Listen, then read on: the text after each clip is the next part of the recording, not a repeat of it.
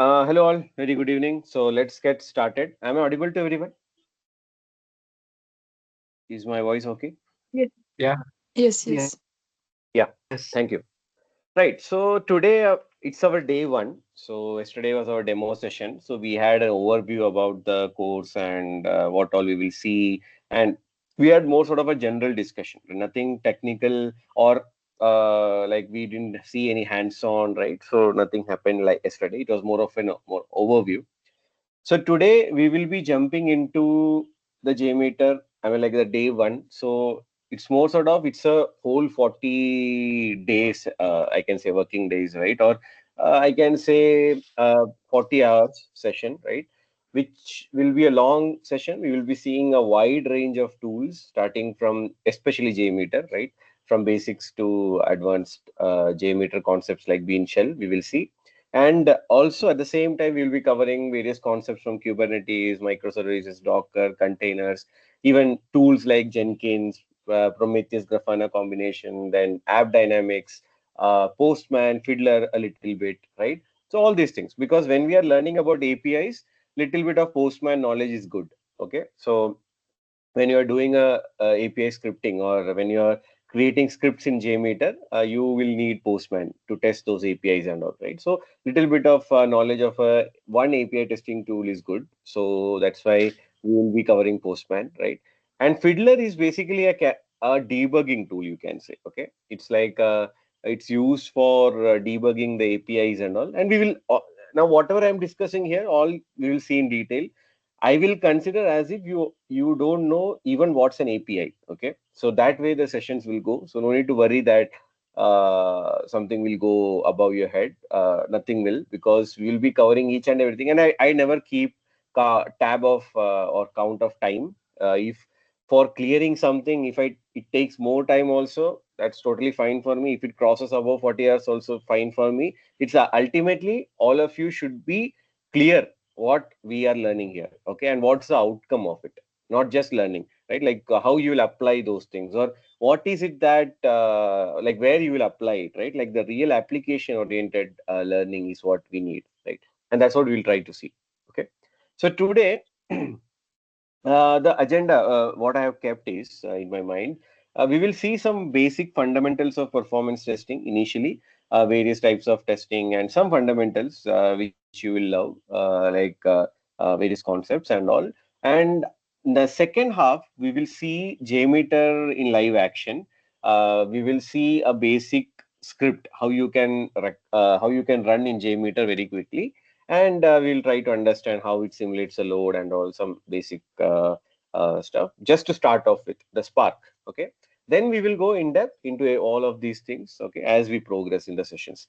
And as I said, it's a long session, so JMeter itself will be more than 20 hours. Okay, so you cannot expect that it whatever we will be seeing in this 20 hours, I'll be able to jump into in this next 2 3 sessions, right? But uh, I'll try to give you a good understanding. Okay, that base will be created, that fundamentals of what we are going to see, and you will get that understanding of what really JMeter does. Okay, so that I will make sure. Okay, right. So since this is an open to all session, I that's why I'm trying to cover as much as I can, because so that all of you are benefited out of it, and the time which you are investing here, right, like doesn't go waste. Okay. So before I jump into the sessions or the topics, any question from yesterday's session? Anyone has anything to ask?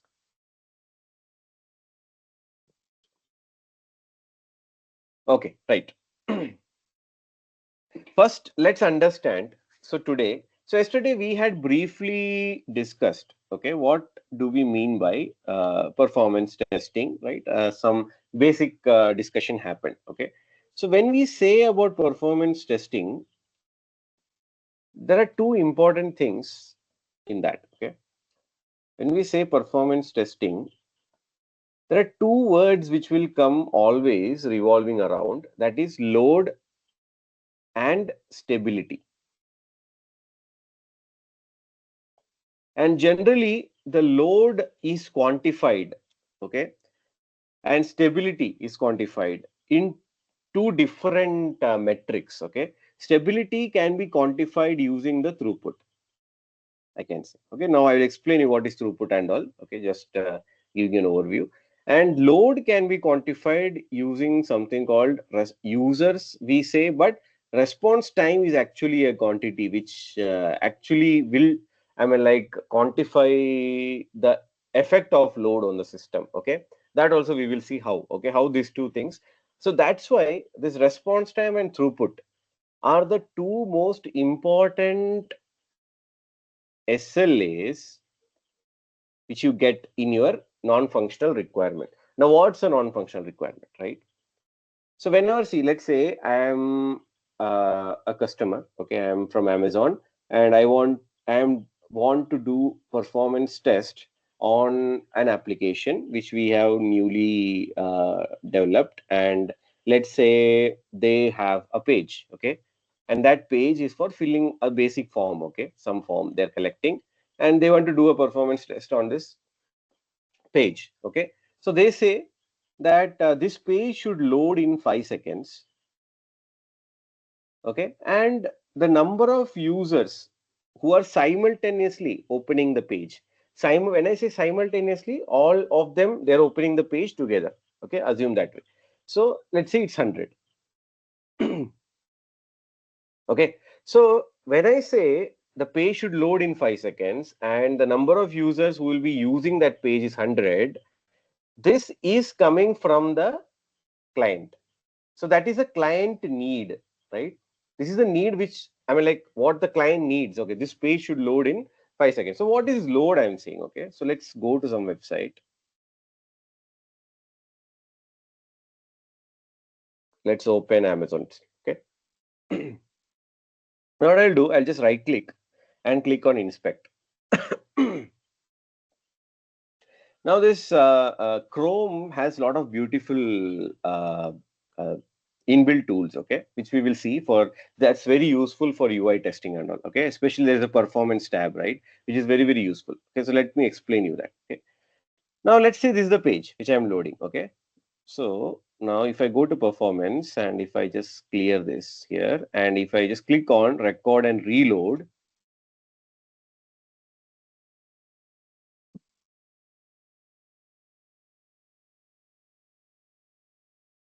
it will take a minute. It will take some time, okay, to just profile the page.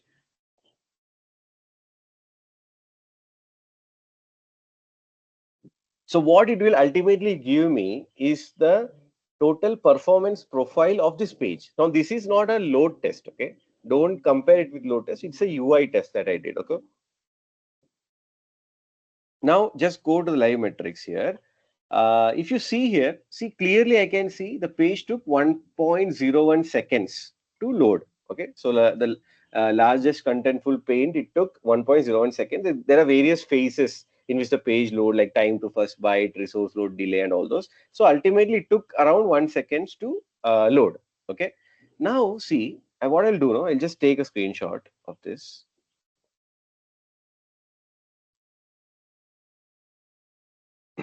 Now see, something beautiful will happen now. Okay, what I'll do, right? I will try to increase, or I will try to increase the CPU utilization. Okay, so I will throttle this application 4x slowdown. Okay, so basically what I'm doing is the CPU throttle I'm applying. Okay, so now let's see what happens. So what do you think? If the CPU utilization increases, will this response time reduce or increase? What do you think? So Response time is going to okay, now increase. maybe to give you an overview, like just we are starting off it, but for those who are new to CPU, this CPU which I am controlling here, right? This is of that assuming of that application, okay? So or the user, or like so I'm just trying to slow down the CPU. So what will happen this to this response time? It will increase. Okay, that's what we will see. So let's reload it.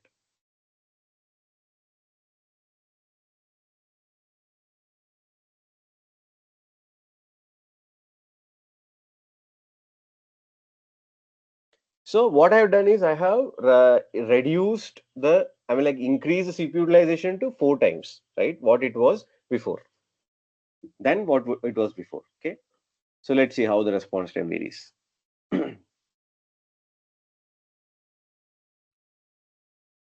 See, it is taking so long, right? Surely the response time would have increased. That's what we will see now.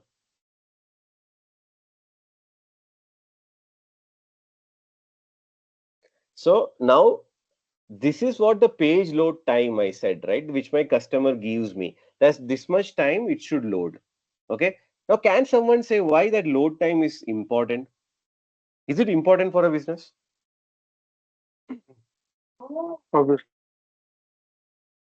Let's take the example of Amazon, and let's say you are ordering a product. Is the response time important in how much time your order will be get it will get placed? Is it important? Yes. Yes. It is, right? It is, because let's say I am ordering a product. Okay, now that same product is available on Flipkart also, right? Now, in case my I'm not that a patient guy, okay, like okay, I just get frustrated due to the time, okay, and I'm not that patient, and I feel like generally the span of time which a user remains on an application on a website is considered, if like it's like some heavy operation like order and it should be 2 to 3 seconds, not more than that. So if you try to get the complexity of ordering, right? There are a lot of things which will happen in the background, logical processing and all. So after doing all those things, your page should load in 2 to 3 seconds, which is the difficult task, right? And if it doesn't happen, we see a lot of high drop rate. Now, what's a drop rate? Drop rate is nothing but they will move on to Flipkart or they will move on to some other application, and which is not just a loss, which is just a loss of a user fully, okay, which is not acceptable at all, right? So that's why performance is so important for e-commerce and such applications which are heavily dependent on users. Okay, yeah. Now if you see how much the response time has increased from 1 second to 40 seconds by just what I did. My CPU utilization I took from 20, let's say 10 to 40%. Okay, so 4 times. But what happened? See, the response time has shot almost 40 times. Are you able to see? Able to see, everyone?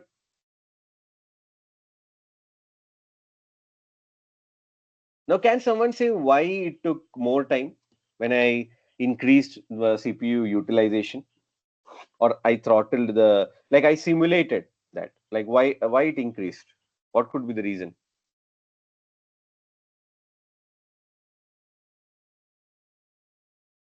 Am I audible to all?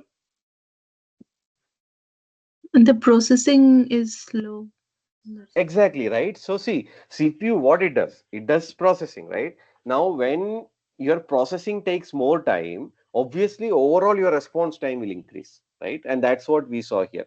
And this, what we saw now, right? We will see in depth. Just I wanted to show what's a page load time, okay? That I'm speaking here.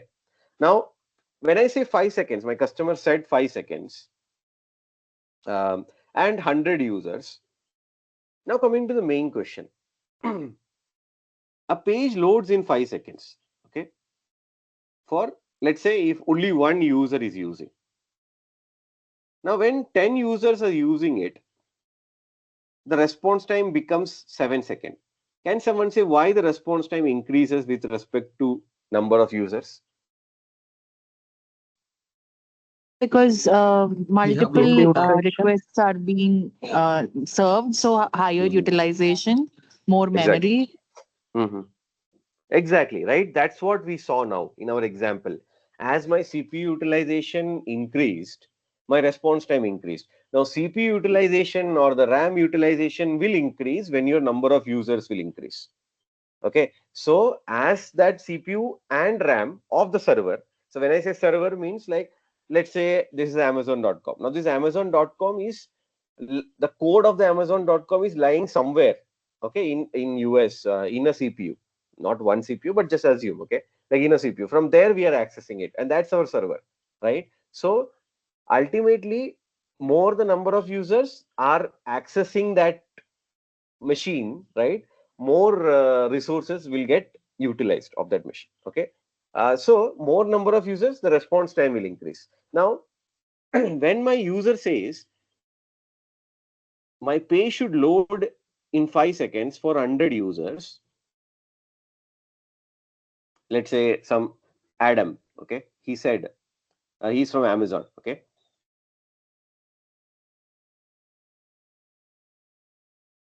He said this page, some XYZ page, should open in 5 seconds when 100 users are using it. Now, as a performance tester, this 5 second in 100, like 100 users should be able to, like they should, the page should be able to take this 100 users in 5 seconds. Okay. Now, will it be, I mean, like, what is the way then as a performance tester I will proceed, right? When this Adam comes to me, I'm the performance tester. Okay. Let's say it's we are just, like, let's say we are in an agile way. Okay. Little fast. Okay. We're not going through all the process and all, just for purpose of understanding. Okay. So what I will do first, I will create a JMeter script of that page. Okay, whichever Adam said want to test. And what I will do with that script, I will run a test with just, let's say, some 10 users, not 100 users. Okay. And I will understand how much is the response time. Now, let's say my response time when I ran with 10 users is 20 seconds. Okay, is 5 seconds, is 1 second. Now these are three different cases. Okay, case 1, case 2, case 3. So with 10 users, I am getting 20 seconds. But what did Adam say to me? What was Adam's need? How much was, like, how much Adam wanted, right? 100 What's the users in 5 seconds. exactly for just 10 user, we have reached already 20 seconds. So is this possible? No, no. It's not possible, right? It's already so high, right? So what now Adam has to do, or I have to do, I have to speak to the development team. Either I have to reduce this 20-second to 1 second using some code optimizations or whatever, right? I can do for doing that, right? Or what I should do, I should ask the infrastructure team to increase the resources, like the CPU or RAM. But now, out of these two solutions, which do you think is the most accepted one? Code optimization or increase Optimization. of? Exactly. Can someone I say think why? code optimization. Yeah. Why infrastructure upgrade is not the preferable one? Cost. I Exactly. think Right. The firstly, yeah, main thing, dollars. Right. yeah. They are paying you to actually reduce the cost, not increase the cost. Right. As a performance tester, your main activity is to actually reduce that usage by optimizing the overall system, right? Now, if you give a recommendation to increase the resource, it has to be very much justifiable. Okay, like it's as if like it's impossible to optimize the code further. Then only that infrastructure upgrade can be a solution. Right? Till that, you don't never give that. Okay, increase the CPU or increase the RAM because your response time will improve. No, your first go is always, or the second, even I will say the 10th go is the infra. Till that, you have to keep trying various other options, okay, which we will understand in our course, okay, what all they are. But okay, 20 seconds. So this is the procedure. So we will do optimization and all. Now let's say 5 second. 5 second is matching with our 5 second SLA, right? What my the Adam said. Okay, this is this two things right here. We call it the SLA, and the SLA full form is service level agreement. Okay, so this is the value which I got got by my client, which I need to achieve. That is my goal, or that service level of when I will be able to say my performance test is successfully complete. Okay, I have to achieve that. So 5 seconds. Now 5 seconds is okay. So what I will do? So now what I will do is I will run the same test with 100 users. And then what I will do? I will just measure, okay, how much time it took when running 100 users. It became 6 seconds rather than 5 seconds. Then again, code optimization, right? We will do that, and we will bring it down below 5 seconds. Now this 1 second, again, same thing. I will run the test with 100 users, and that time the time would have gone to 3 seconds. We are very good because 5 second was the Adam's need, but we are achieving 3 seconds. Now my question to all of you, if you are really a good performance tester, will you stop at this point that your No. result is good? What you will do? We can try Increase the more number of iterations users and to. see what's going Mhm. on. Yeah. Can you think in this way? This dollar that I said, what you will do? By reducing the resources. Exactly, right? See, Adam's need is 100 users, 5 seconds, right? Now, let's say this result I got with 4 CPUs and let's say some X GB of RAM, okay? The whole server size is. What I will say, I will just ask him to reduce this number of CPUs to 3 CPU, that not he, the infrastructure team, and I will test it again. Okay, and that time if it is under 5 seconds limit, 4 CPU, right? I have reduced it to 3 CPU. If I say the percentage, it is 25% reduction and 25% reduction in the dollars. That's a very huge amount because 800 crores was the AWS bill just for India location.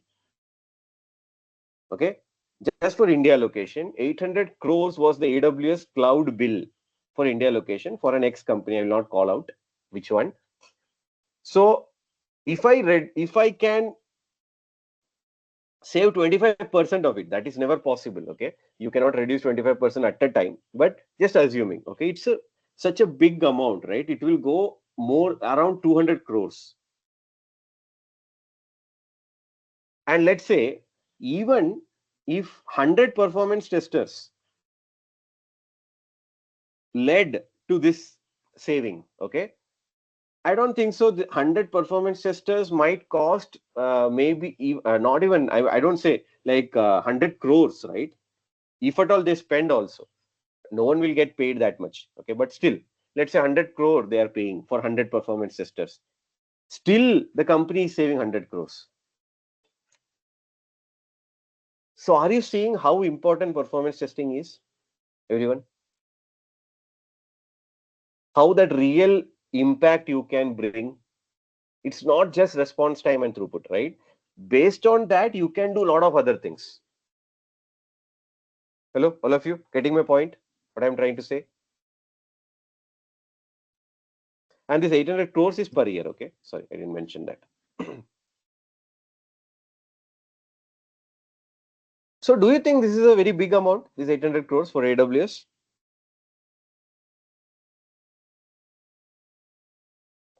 Yeah, I think.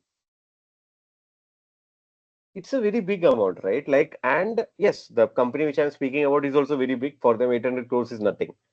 Okay. But still, I'm saying it's a very big amount. Okay. Now, again, I'm coming to this point. Okay. Let's say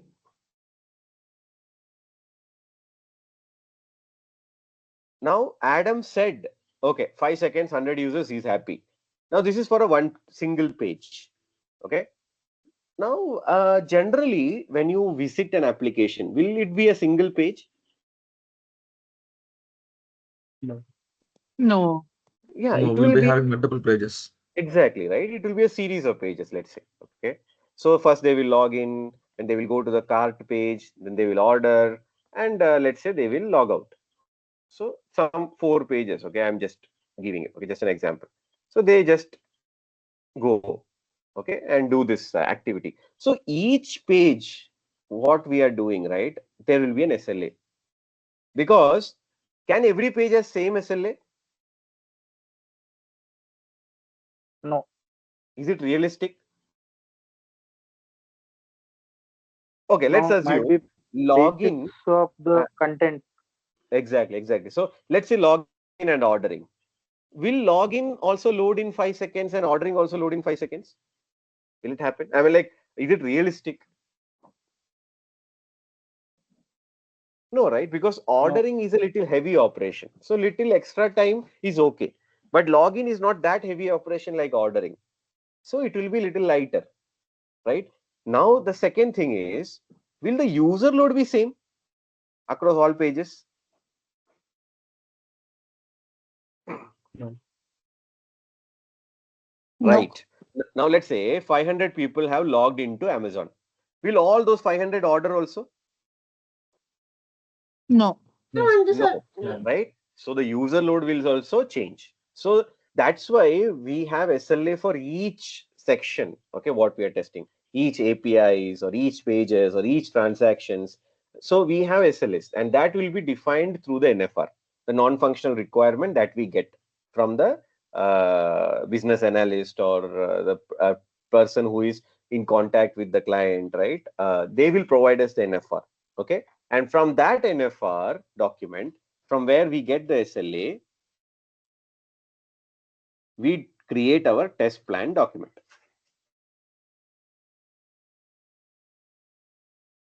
Okay. So now this test plan document is a very critical document. Okay. Now why it's a critical document? It will have all those things that we are planning to do.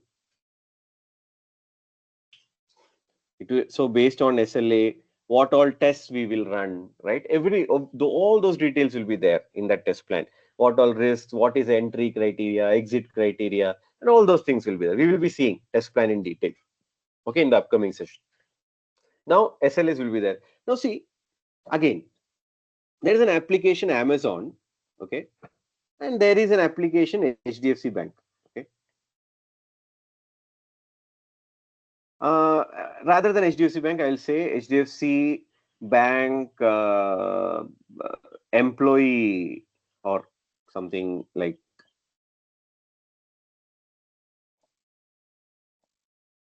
some employee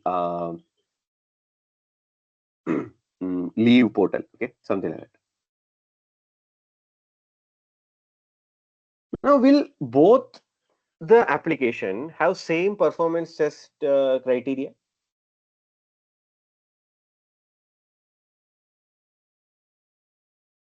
No. Exactly, right. See, employee leave portal is an application. It has a lot of difference in behavior compared to Amazon. Now, Amazon, if you see, first of all, there are flash sales, number of users are very high. Then it's an e-commerce based application, so very sensitive on how the users are handled. All those such criterias, right? But if you come to employee leave portal, do we have flash sale sort of situation in employee leave portal?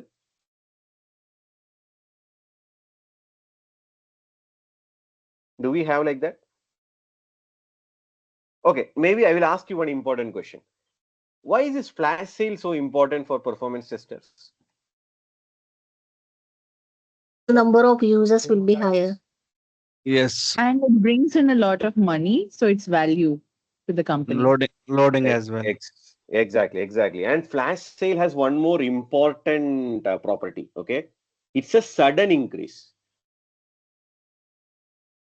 right? So it will be suddenly from 100 users, it will become to a million user, maybe. Okay, so that's the most important fact in that, especially when due to the cloud and all. We will see. Okay, why that sudden increase and gradual increase both are different. Okay, especially this will affect when your systems are on cloud. Okay, in cloud, when it's a gradual increase, when it's a sudden increase, both have a different behavior. We will understand why, due to auto scaling and all. Okay, we will understand why that's happening. But here, so flash sales, it's a sudden increase, but such a situation you don't have in employee leave portal. So such differences in your application will lead to what type of tests you do.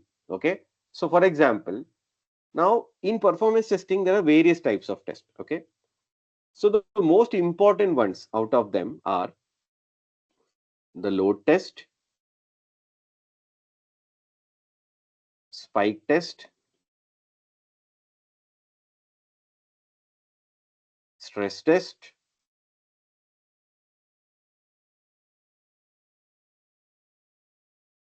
and endurance test. There are many more, soak test, volume test, and all those, but these four are the most common or general ones. Okay. Now, we don't have these tests just for naming. Okay.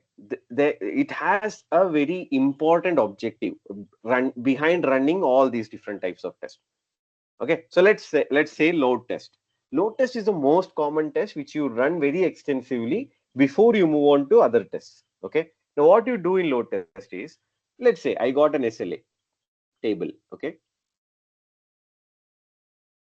So here I have transaction. I will explain you what is transaction, hits, and all as we progress. So I have the throughput, or okay, for to make it easy, I'll say user and response time. Okay, I have one SLA table. So transaction, let's say login, catalog, logout, something like that. Okay, and response time is, let's say, 2 seconds. Users is 100. It is 50, then 100, and let's say 1 sec. Okay, 3 seconds, and let's say 2 seconds. This is my SLA table. Okay, so what I do in my load test is I run a test with 100 users. So 100, okay, this is number of users, okay, of the graph, and time. So what I'll do, I will just run a test with 100 users.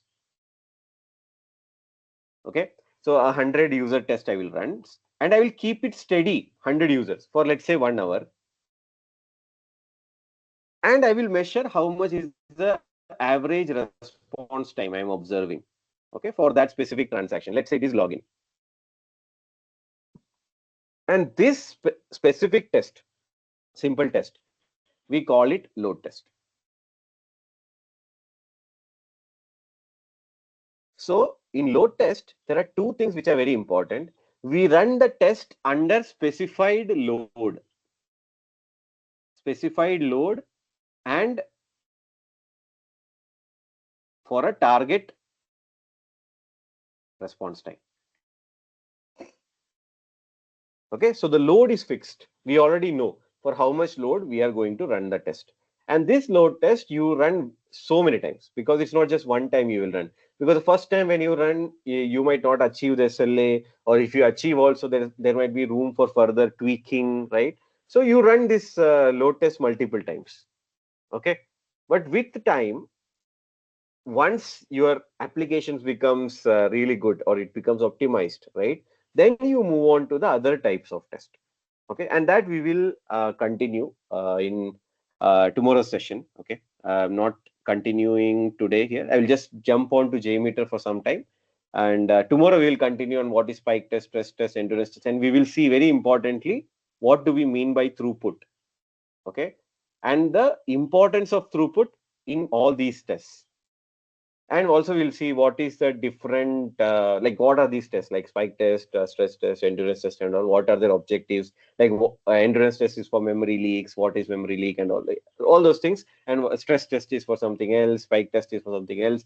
Spike test becomes very important. It's a cloud auto scaling environment. So all those things we will see in the further sessions. Okay. So I will take quickly some questions till whatever we have discussed. Any doubts, anyone? Yeah, may I know what is SLA? Yeah, it's service level agreement, we call it. Okay.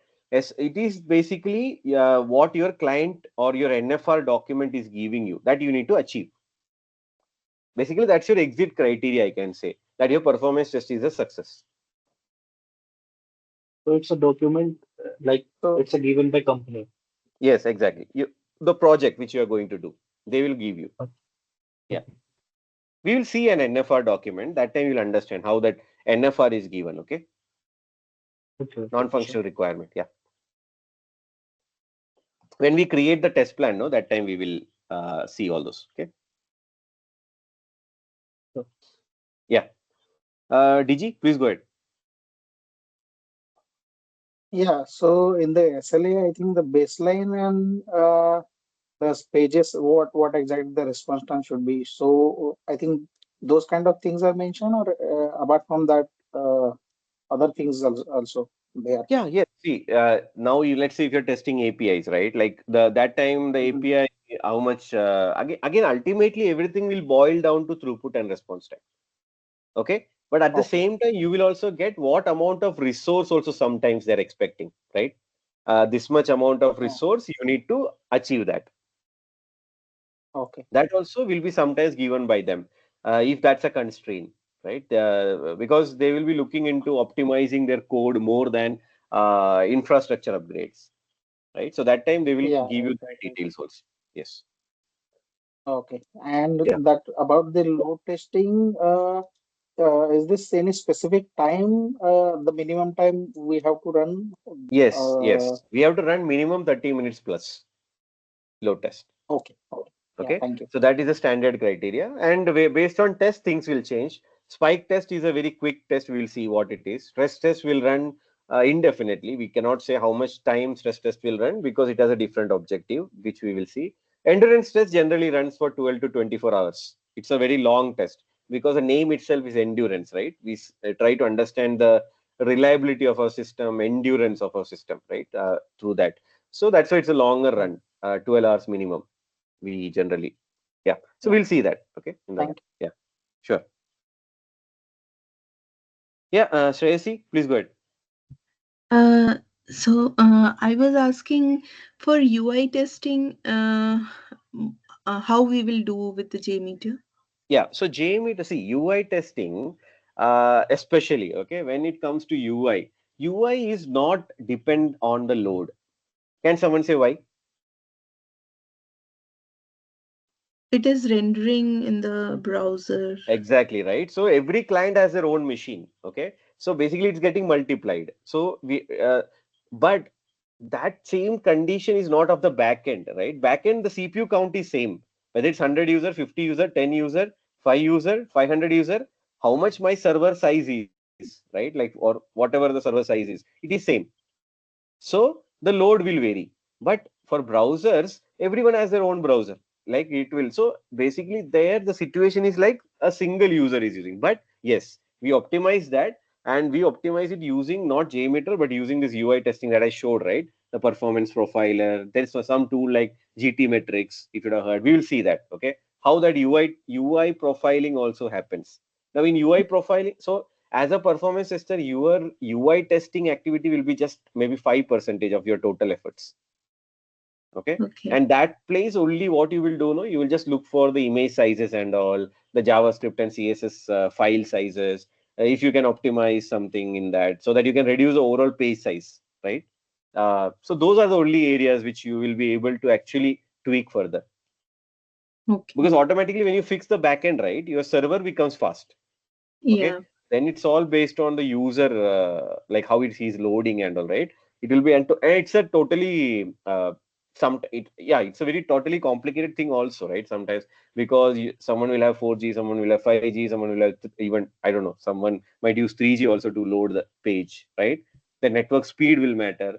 So yeah, UI testing is for as a performance tester is concerned, it's just 5% of the effort. Okay. Okay. Yeah. And also we can find it out that is any means discrepancy in the code. Yes, We can. yes, yeah, yeah. Because JMeter itself will give you some errors and all, okay, in when you're running the test.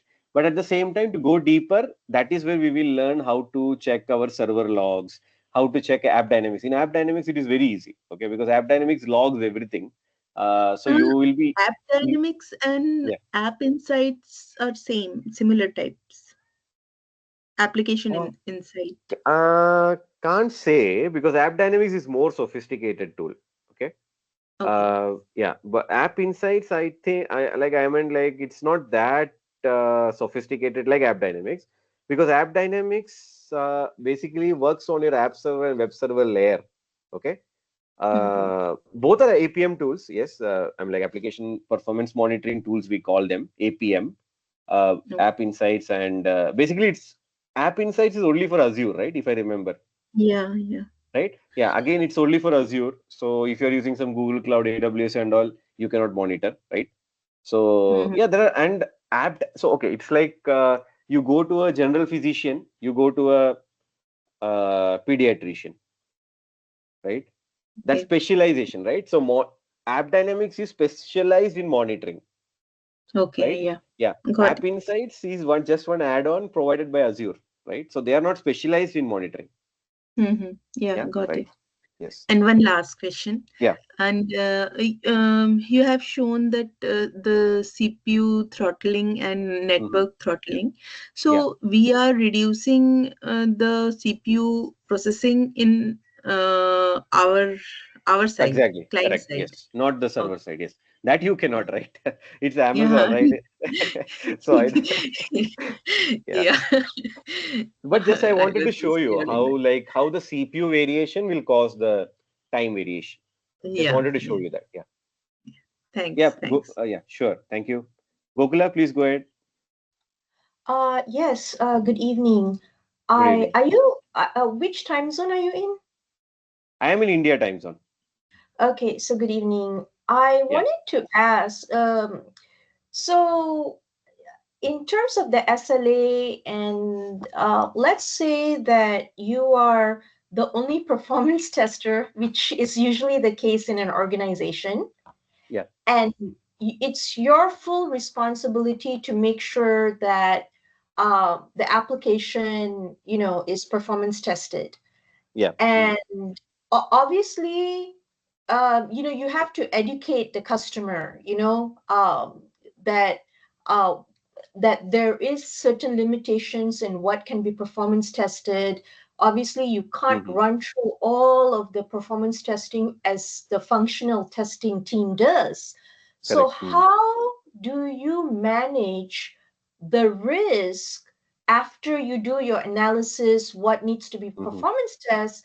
But how do you manage the risk for the transactions that you bypass, that you do not test, but then later, maybe there's an issue with it. How do you manage that risk? Correct. So see, when you are creating a test plan itself, this risk and mitigation, there is a section, right? Which we have to be very careful when we are defining those, which people keep it little lightly, right? Like a general format they will use. But that is a section which we have to use it very carefully. The entry exit criteria and the risk and mitigation. So in that, clearly from your experience, right? Like what all you would have, I mean, like experience based on, like for example, like sometimes infrastructure upgrades might be a need, right, which we cannot avoid, based on, or when we run a performance test, sometimes the environment might go down, right? So many different types of challenges might come. So you have to, it's more sort of, you have to include as much as you can in the test plan to mitigate those, or okay, because ultimately your test plan is your savior, just consider in that way.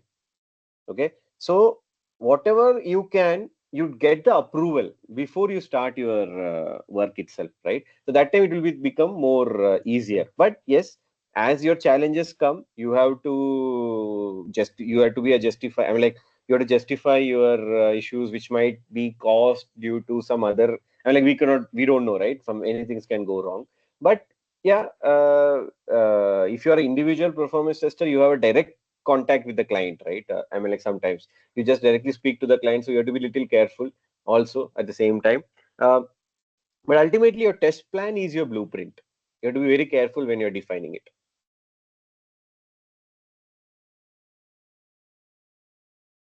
I hope clear, right, Gokula?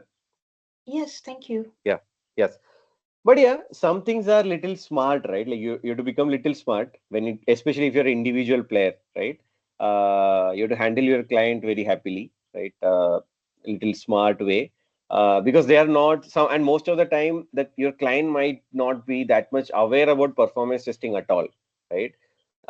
Some people consider that as a negative side, but I feel that's a positive side, because you have a lot of opportunities there to Sure. I educate guess your. for Yeah. me, I know how to manage the legality of it to make sure that we have a Yeah. tight contract in the test plan. But I guess I'm so always used to making sure that, Mhm. everything is thoroughly tested. So Yeah. I'm always in a state of like, if let's just say we Yeah. choose the transactions, Right. Right. I'm always in a state of stress that, oh my God, there are some transactions we didn't test. What happens if it? Exactly. Yeah, yeah. So that is where in our next sessions, right, we will speak about the coverage. Okay, how you select a transaction or what is the entry criteria for any transaction into performance testing, right? That when we will discuss that problem of over testing will reduce, I feel. Okay. So there are some basic checklist which you can follow before you get into testing something, and that will save a lot of time for you and effort. Okay. Yeah. Yeah, okay. So I hope no more questions. So let me jump into JMeter. So how do we install JMeter and all? It's just a plug and play tool. It's very easy to install. There are two steps you need to do that I will explain in the upcoming sessions. Today, just I wanted to quickly show you how the JMeter really works. Okay, that real JMeter in action. Or when I say JMeter simulates number of users, how it does that, right? So just I wanted to show you that. So let's open JMeter. To open JMeter, just you need to go to that bin folder of JMeter and just open the executable jar file. Or there are two ways. One is using the executable jar file, or you can also use, there is one JMeter Windows batch file. Okay, this Windows batch file is a JMeter only, not JMeter server or this one, JMeter. You can run any of this. So let the most best way, or I will say the optimum way of running a JMeter is using Windows batch file. Okay, because there is a reason. I'll explain that also. Okay, it's more on the log and all. Okay, I'll explain. So just click it. Your JMeter will open, and this is how the JMeter dashboard will look like when you open it for the like just first time when nothing is there. Now in JMeter, this test plan is your most parent element. Okay, the most first element we can say. So whatever you build after that will be below this. Okay, below the parent element, which we call the test plan. Okay. Now, let's say if I want to test a basic application, like for example, in our Kubernetes cluster, we are running an application, right? So let's open that application. So just let me pick my IP. Yeah, this is my IP. I'll copy that. Basically, my cluster IP. Okay, my Kubernetes cluster IP. I'm just copying. I'll explain all this. Okay, just we are now just seeing that the creamy layer or the topper layer. Okay, we will go in deep. Okay. So this is the application. Now, where is this application running? Where is it running? Anyone? In Local. Yeah, in my pods. local machine, right? In my Okay. laptop, right? So the Kubernetes cluster, the whole Kubernetes cluster is now on my laptop. Now, this is a very, I mean, like those who know Kubernetes, they will be knowing that a Kubernetes cluster cannot run in one machine. Okay, it needs minimum two machines. But there is a way in which you can set up a Kubernetes cluster in your local machine. That also we will see. Okay, and how that concept we are overriding. Okay, yeah. Okay, so now this is the local machine. So if everything what I'm doing will be on your local machine. So don't need to worry that like I will lose the access and all, right. So nothing like that. Everything will be there with you always, and there is no dependency. Even like you won't need internet also, right? It's on your local machine, so you can sometime play around with this application without internet also, because it's on your local machine. Okay, right. Now this is my application. So let's copy this. I'll just do inspect element. Go to network. I will just get this request. Okay. I'll just copy curls bash. You go to JMeter tools. This is one simple way of getting a request into JMeter. Okay, we'll learn this. So now if you see, automatically now various elements have appeared in JMeter, right? Thread group, HTTP manager, request, and all those. Okay. Now, all these things we call elements in JMeter. Okay, elements basically because these are the building blocks of JMeter. Every element has a purpose. So there are various elements. If I click on add, sampler is there, logic controller is there, pre-processors are there, post-processors are there, assertions are there, timers are there. So you don't need to code anything. It's just drag and drop, right? Or rather than saying drag and drop, sorry, I mean like just clicking and dropping and just putting the parameters. It's that easy. Okay. So if you need a timer where you need to give a pause, you use timers. If you want to control the flow of your transactions, logic controllers are there. If you want to process your request, it's a pre-processor. If you want to process your response, it's a post-processor. Then if you want to check your request when it's running, there are assertions, right? And there are config elements to parameterization and all those stuff, right? Listeners are there to see the results and all. So there are various elements for various purpose. We'll see all those things, okay, as we progress. Now this is my request which I have. Now what I'll do, right? Now I will just increase. I'll just first add one more listener here. Summary report listener.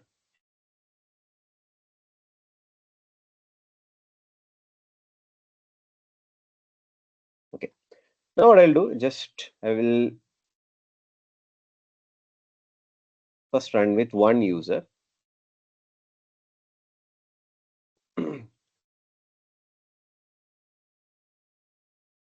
And this, let's make it 60.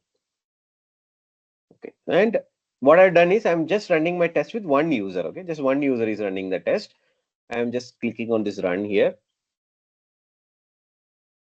Now, if everything is okay, my requests will work. Otherwise, it will fail. Okay. So see, my requests are going, right? And if you see, I am hitting almost 133 requests per second. Now, can someone say why with one user I'm able to hit this much?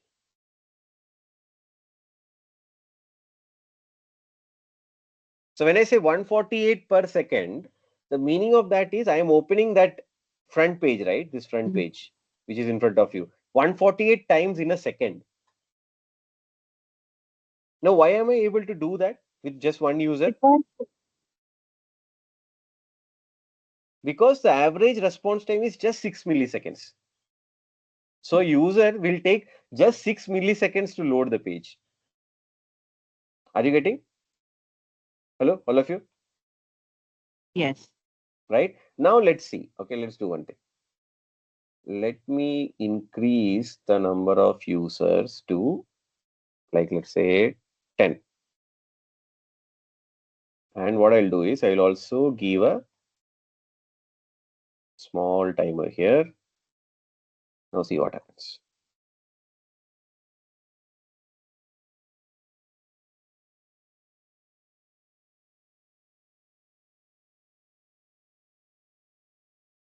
Now what happened to my throughput? Okay, one thing I'll do. Okay, I'll keep the user same. One user itself. Okay. Now see what happens to the throughput. Okay.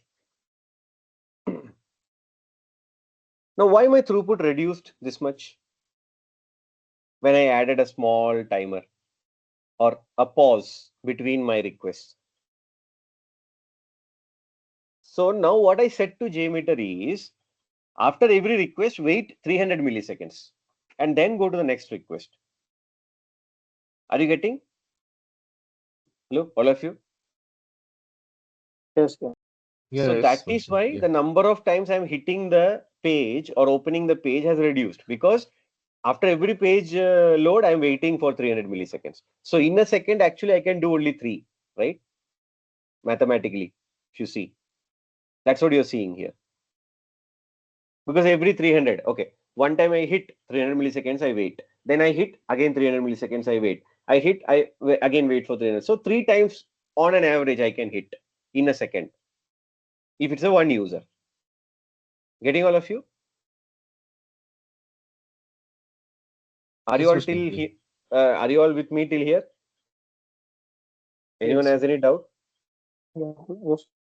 Yeah, millisecond means 1000. I mean, like 1000 millisecond is 1 second. Okay, when I say milliseconds, it means 1000 milliseconds is 1 second. So I'm dividing a second into 1000 pieces. Okay, that's a millisecond. So I have given a 300 millisecond delay here. So that's why what is happening is, just if someone is not clear, okay, this is a very important thing to understand.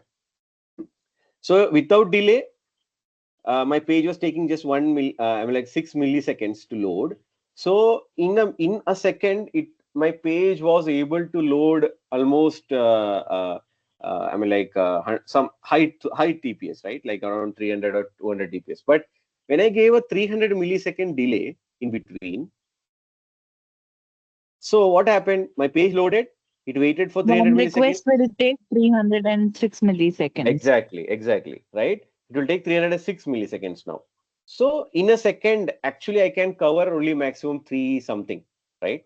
300, 306, 306. So in a second, if I add, it's almost a second now, right? 900 and something.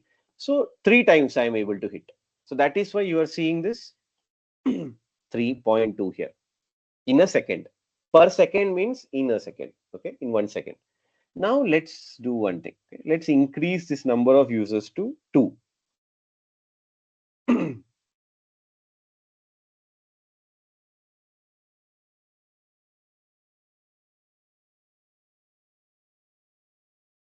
Is it double now?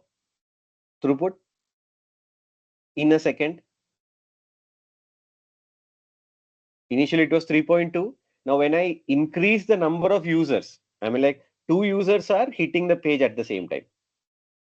So has it become double now? Throughput? Yes. All of you, right? So that is how the user variation and using timings, you can control the throughput and all, right? Various things you can do. Now the main thing is you need to understand how you run a realistic test, right? That we will learn. It's not about just running. It's about running a realistic test, right? Let's say I have a transaction, login transaction, okay? And the TPS that I need to achieve is 500 TPS. Let's say my application is achieving it with 1 user. Can I run the test with 1 user and certify it? No, that's not performance test. Exactly. So let's say my target is 500 TPS, okay? I mean like 500 TPS load I need to achieve, okay? And the response time has to be 5 seconds. Now with just 10 user, I am able to go to 500 TPS and I'm achieving 5 seconds. So what I will just certify it, okay, done. But realistically, can 10 user log in 500 times?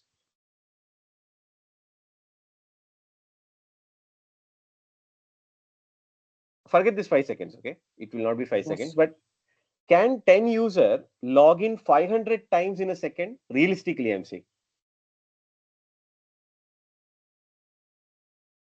In a real application, will they do that? No. I don't know. No, right? Only some bots or machines might do that. Human beings will not do that. What is a good number? Good number will be maybe 500, right? Or at least maybe 300, 200 something. Not obviously not 10. Now the problem is, let's say I ran with 10 user. I already achieved 500 TPS. Now if I increase the user to 500, what will happen to my TPS? I mean like transaction per second throughput, okay, that we saw per second. This will also increase. It will become 2500 TPS. But what I need to achieve? 500. So in these cases, I need to know how I control, right? So I have to increase the user, but control the TPS to 500. That is where this Little's law, think time, pacing, and all those stuff will come. Okay, we will learn when we go to that. So ultimately, what I'm trying to say here is, it's not about knowing to run a test. It's about realistically modeling it also. That we will learn. Okay, how to realistically model a test. Okay. Right. So, anyways, I'm not going too much today because it's almost time. Just wanted to give you a glimpse into what's JMeter and how things happen in JMeter, right?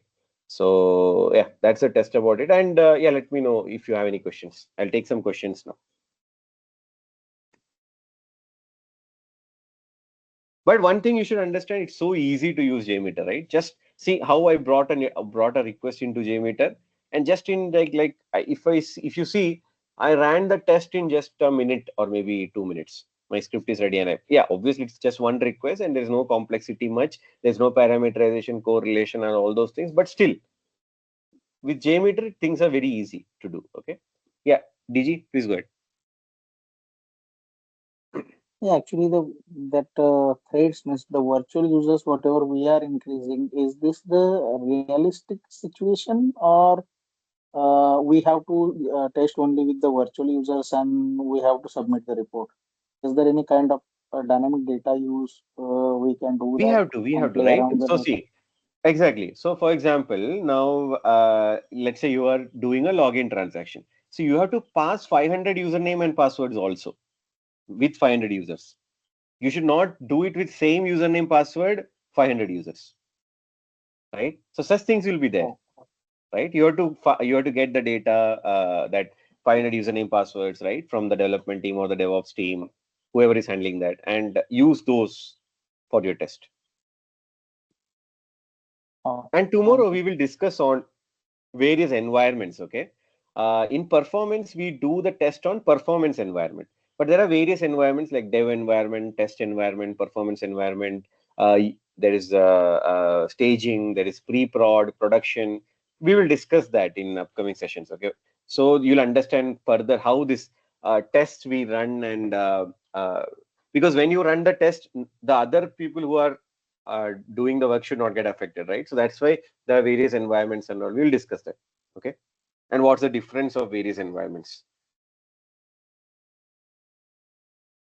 Yeah, SS, it's Yeah, yeah, hi Srinivas. Actually, I'm very new to it's actually JMeter. Vishnu. So as I said, because the name is because it's a common account they use. Okay, in the teams. That's Oh, why it's oh, Srinivas. So yeah. yeah, it's Vishnu. Yeah, Yeah, yeah. actually, Vishnu, I'm very new to JMeter, so I just wanted to learn from scratch level. It seems Hmm. it's looking like high-end things. Yeah, So, yeah. No, no, no. So it's today. It's a demo. I mean, like, sorry, it's an open to all session, right? So that's why I'm little speeding up so that okay, in this small amount of time, all of you can get maximum, right? But surely, we'll be going in depth, right? Like starting from installation to small elements, the files of JMeter, right? Because all these files that we saw, each of them have a significance. Okay, what okay, these files are, what are these property files, what are these lib files, or all those, right? We will go in depth. Okay, so no need to worry. It is just yeah, like there's no prerequisite, as I said before. You will learn everything from scratch. Okay, okay, okay, yeah, and stop me. Like if you don't understand, not now or maybe not tomorrow also, but let's say from the third session onwards, if you don't understand, if something I am skipping and jumping on, stop me there itself. Okay, okay, surely I will explain you maybe 10 times also till you okay, understand. Okay, yeah, so yeah, don't need to worry. Yeah, yeah. Thank you. sure. Yeah. Hello, Vishnu. Yeah, hi, Sukesh. So, since you brought up the CPU throttling, right? I have one question on that. Yeah. So, when CPU throttling will happen, like what exactly CPU throttling means? See, now the three CPU throttling that we did in our experiment was on the user side, right? The browser. So let's say you are using some heavy applications and all. Like let's say you're running a game or not game, maybe running some heavy Adobe softwares and all, and you are browsing a website. You will surely see a slowness because your Chrome is not getting that enough resource from your system, Okay. right? So that's what we throttled. We try to understand how that website will load if the CPU is throttled 4 times than a normal usage. It's a simulation which Chrome gives us, but the same behavior you'll observe in a server also, on the application server, right? When the user load will increase, when the CPU increases, automatically your response time will also increase. Okay. So, if CPU utilization is more, then CPU throttling will be will it be happen? That's what you about to say. Exactly, correct. Yeah. So don't So confuse with the throttling of that speed. Okay. It's more about yeah, you can say in a way that also, but ultimately here I'm talking about the resource utilization. Okay. okay, I no no. So my question is, I'm asking about server side CPU throttling. So I have one Correct. scenario. Hmm. So where my throttling, I have CPU limit I have set for like some 100 millicores. Correct. Mm.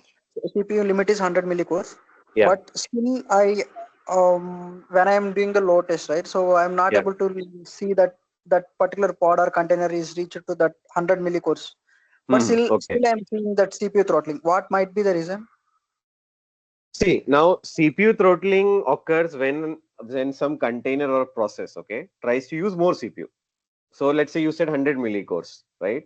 So Yes. maybe when you're running the test, it is going beyond 100 millicores. That's No. why it is throttling it. I have the container report. So during the run, so Mm-hmm.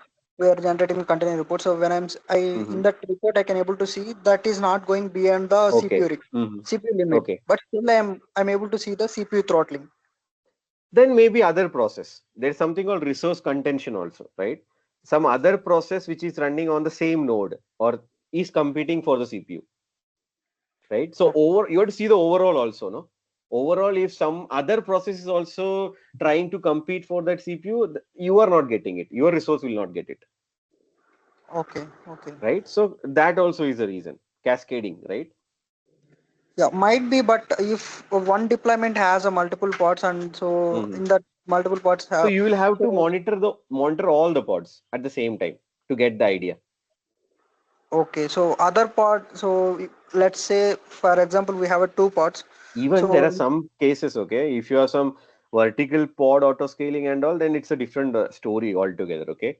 That also will lead to this throttling issues, but I think that will not be there. You will be using HPA only, right? yeah, it's a HP only, Yeah. not a Yes. vertical Correct. actually. Yeah. So if we have a two pods and each pod has five containers, so Mm-hmm. in the second pod, so each pod has a five containers, right? Correct. So the pods containers which are there in the second pod will use the resources of the first pod. Is it possible? See, resources are actually common, right? Both of them, they are on the same CPU, right? Mhm. So they will use, but limit will be followed. Whatever limit you put, right? They will not cross that. That's the only thing, Okay, okay. right? Resources will be utilized by all, right? Whatever is available, but they will not cross the limit that we set. That's the container concept, okay, or the pod concept. Okay, sure. Yeah, Thank you. sure. Yeah. But I good, would like okay. Please to ask the questions like this, okay? Because it's really good. Like what if it, I mean, like don't think about asking a question, okay? Just ask, okay? Because that way we will be having a very good discussion, and I love it. Just taking the sessions, I also get bored, right? So please ask questions, okay? It will be an interesting discussion and a recorded understand. session for those who will come later, right? So yeah, yeah. Gokula, please go. Sorry, I would like to understand better exactly what is being measured inside JMeter that Mhm. produces the throughput results. Sure, we will see that in the upcoming sessions, Gokula. Today it's almost time, but I will show you to you like a real case. Okay, Okay, thank you. yeah, how it happens. Yeah, and no need to worry. Whatever questions come, which I park for later, I note it down personally, and surely that will be covered. Okay. Even I'll be sharing one Excel sheet with all of you. All of your questions which you need to park, you can park in that file, and all those questions will be surely covered before we end this course. So that Excel sheet is for that. Okay, that accountability. So surely it will be covered. Okay, you can just keep adding your questions there, and as and when we come to that stage in our sessions, surely that will be covered. Okay, so no need to worry, and no questions will go unanswered. Okay, right, so I'll take one more question before we drop off, if any questions. Okay, right. So tomorrow we will continue on the various types of testing again. We will see some interesting concepts like memory leak and all, what they are. And JMeter, we will start fresh basic, okay? How we install JMeter, what are the configurations you need to do, starting from the fundamental basics, okay, of JMeter. We now today just ran a test, right? but we will go from scratch. We will see how we run the JMeter and all, how we download, from where we download, what version and all those. Everything we will see from scratch. So tomorrow that will be the agenda. So anything else, anyone? Or we will close the call in 3, 2, 1. Yeah. Thank you all. Have a good day. Good night. We'll connect tomorrow. Thank you. Thank you. So you will be back by end of July. Thank you.